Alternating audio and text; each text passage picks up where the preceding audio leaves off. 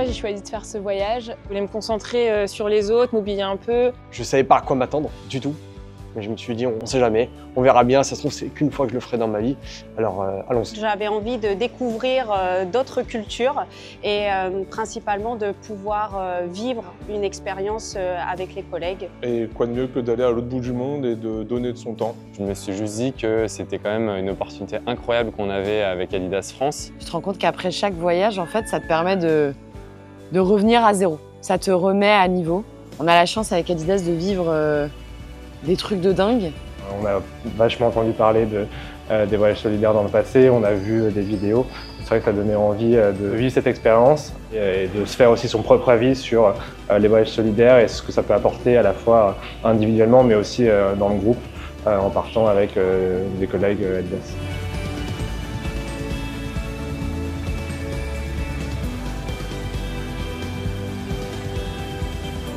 Alors, ce qu'on a fait dans cette école, c'était retaper l'école. Donc, il y a eu beaucoup de travail. On est arrivé, on a vu une école qui était, où il y avait la peinture à refaire. Elle n'avait pas été faite depuis probablement 15 ans environ.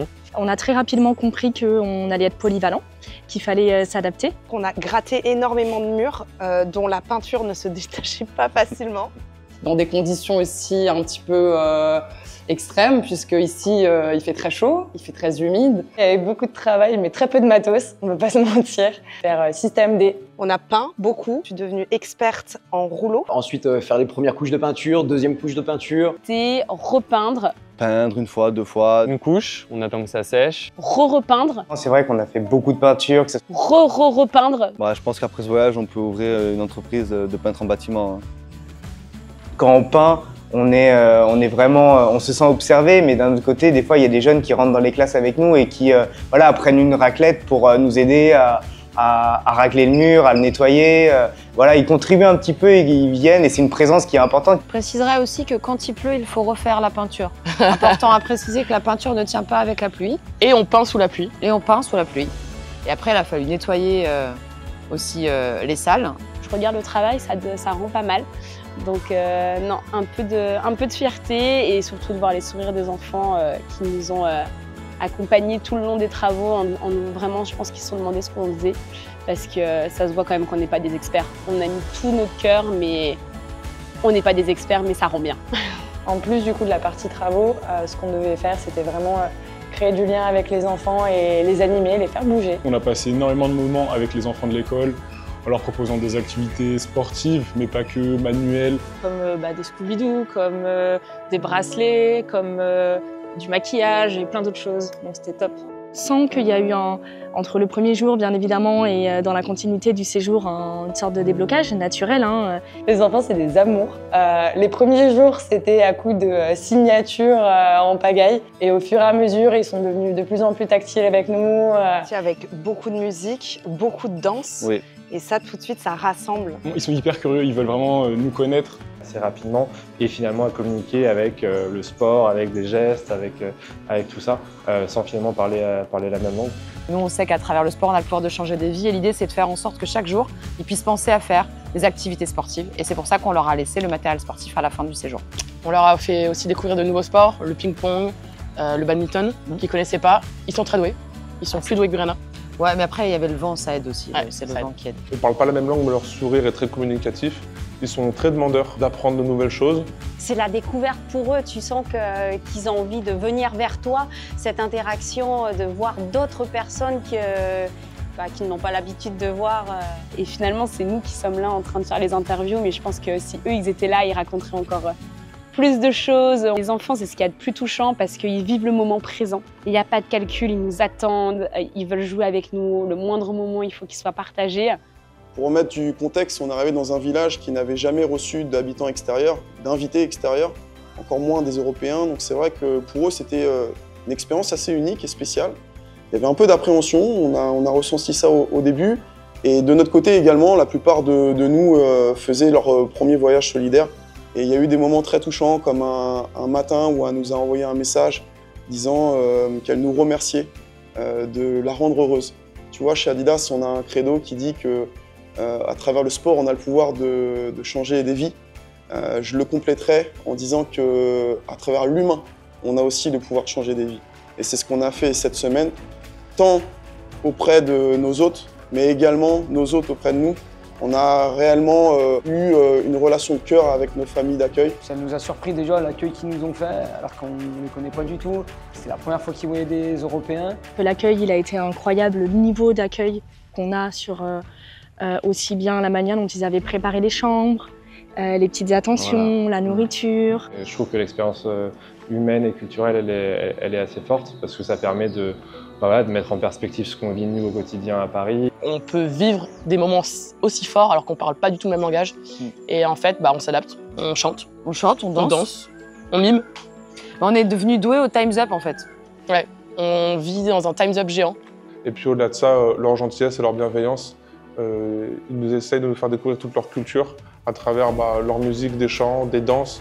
Et on a la chance tous les jours de prendre des moments de partage, de discussion, de cuisine, de jeu. Ils vivent dans l'instant présent, donc ils sont soudés et extrêmement serviables. C'est hyper cliché, on nous l'a dit, répété à maintes reprises, tous les anciens collègues qui ont déjà fait ce genre de voyage. Mais vraiment, c'est difficile de mettre des mots dessus, il faut vraiment le vivre. On a vraiment une connexion avec la famille, un accueil qui est incroyable, extraordinaire. Partager des moments très forts de famille intime avec eux. Et maintenant, c'est vrai qu'on a tissé des liens assez uniques, très forts. C'est des moments très précieux. On partageait des moments où on se faisait écouter de la musique avec les familles, musique française, musique en singalais. Ensuite, on partait travailler, on revenait le midi. Et ils voulaient toujours qu'on prenne plus. Je pensais que j'allais perdre du poids pendant ce voyage, mais malheureusement... On pensait revenir aminci. Je pense qu'on a pris au moins 5 kilos tellement on a mangé. L'expérience, elle est incroyable. On savait, on avait compris auprès des collaborateurs parce qu'il y a toujours énormément de demandes. Donc on comprend que ces voyages-là, il se passe quelque chose. On a des idées, mais quand on arrive sur place, c'est différent. On découvre, on a des belles surprises. On a eu beaucoup de belles surprises. On n'a pas les mots. C'est difficile de trouver les mots pour exprimer ce qu'on a vécu. Il faut le vivre, il faut le faire. Ouais, il faut juste le faire. Il faut le faire en fait. Il faut juste le faire, il faut se lancer. C'est une expérience qu'il faut faire au minimum une fois dans ta vie. C'est très important parce que comme ça, tu peux trouver une autre culture et tu peux sentir comment est-ce que ça fait la vie d'un autre pays que ce n'est pas chez toi. Et moi, je suis tellement content de cette grande expérience. Il y a toujours des moments dans la vie où on se pose des questions sur soi, une certaine forme d'introspection personnelle. Plus on avance au fil des âges et plus on acquiert une certaine forme de maturité, mais aussi en fonction des différentes étapes de ta vie, des challenges que tu as dû relever ou que tu as dû subir. Et clairement, aujourd'hui, ce séjour est une étape supplémentaire dans mon introspection personnelle. Ça m'a permis de me rendre compte, même si je le savais déjà, que le bonheur est dans des choses simples, des choses uniques. Et c'est bien de se le dire, c'est mieux de le vivre. Aujourd'hui, au travers de sourires, de connexion avec les enfants, on a réussi à créer quelque chose de très fort avec la barrière de la langue. Et ça, aujourd'hui, c'est ce qui est le plus important. Parce qu'on a vécu une expérience qui est juste exceptionnelle. C'est difficile de mettre des mots sur ce qu'on vit parce que chacun le vit différemment. Mais pour moi, c'est vraiment cette pureté et l'intensité des moments qu'on vit. Et j'espère ne pas oublier quand on retrouvera tout ça. Donc ce que j'en retiens, c'est qu'il faut savoir se remettre à sa place et il faut savoir apprécier ce qu'on a déjà. Avant de toujours vouloir chercher plus loin, il faut prendre connaissance et conscience de ce qu'on a. Sentiment de reconnaissance avec la team Adidas. J'ai vécu beaucoup de choses grâce aux 3 bandes. J'ai rencontré plein de gens avec qui techniquement je travaille mais que je connaissais pas du tout. Et c'est quelque chose d'apprendre à connaître les gens dans ce cadre-là, c'est différent. Une aventure comme ça, il n'y a pas beaucoup d'entreprises qui la permettent et ça fait plaisir de vivre ça avec Adidas. Il faut le vivre pour le croire parce qu'on a tendance au bureau dire le voyage, c'est un voyage de ouf, etc. Mais il faut vraiment le vivre. L'enseignement que j'en ai tiré, c'est d'être encore plus dans cette démarche de vérité et d'authenticité. Profiter du moment, se sentir aligné avec soi-même et profiter de chaque instant présent. En vrai, de vrai, j'en ressens rempli d'émotions. Ce qui est important, c'est des choses simples, c'est des moments qu'on partage. C'est pas forcément ce qu'il y a de matériel, c'est pas forcément le confort. Mais du coup, on est beaucoup plus à l'écoute des autres. Et ça, c'est quelque chose qui est hyper important. Et on va leur rendre aujourd'hui une belle école, un beau cadre de vie. Je pense que c'est ce qu'on leur a donné. Finalement, on a tout à portée de main. Il suffit juste de parfois prendre un peu de recul, d'avoir un peu de prise de hauteur sur certaines situations et peut-être à un moment donné, dans des moments difficiles ou dans des moments de stress, de faire une pause et de repenser au moment que l'on a vécu ici. Clairement, c'est ce que je vais retenir. Les sourires des enfants, les sourires des mamans, des familles, au travers des interactions simples qu'on a pu avoir. Le bonheur réellement dans des choses simples. Oui, on va laisser des traces de peinture, on va laisser la trace de ce qu'on a fait, de notre mission principale, mais je pense que la trace la plus importante, elle sera là, et surtout là. Je pense que ça sera le plus important.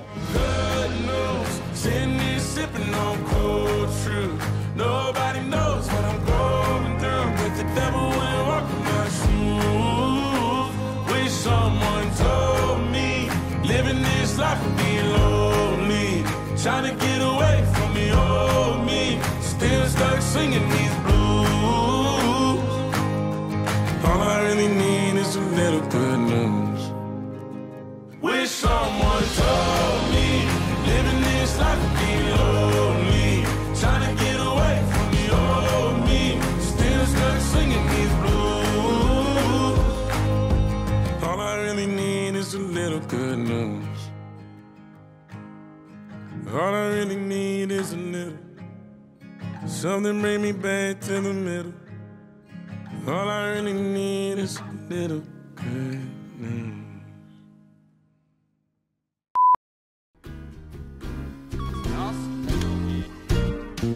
Interdit d'être sur le chantier en claquette. Voilà. C'est pas grave. Alors, la famille Pouletas. Ouais, l'autre Pouletas. Ça va.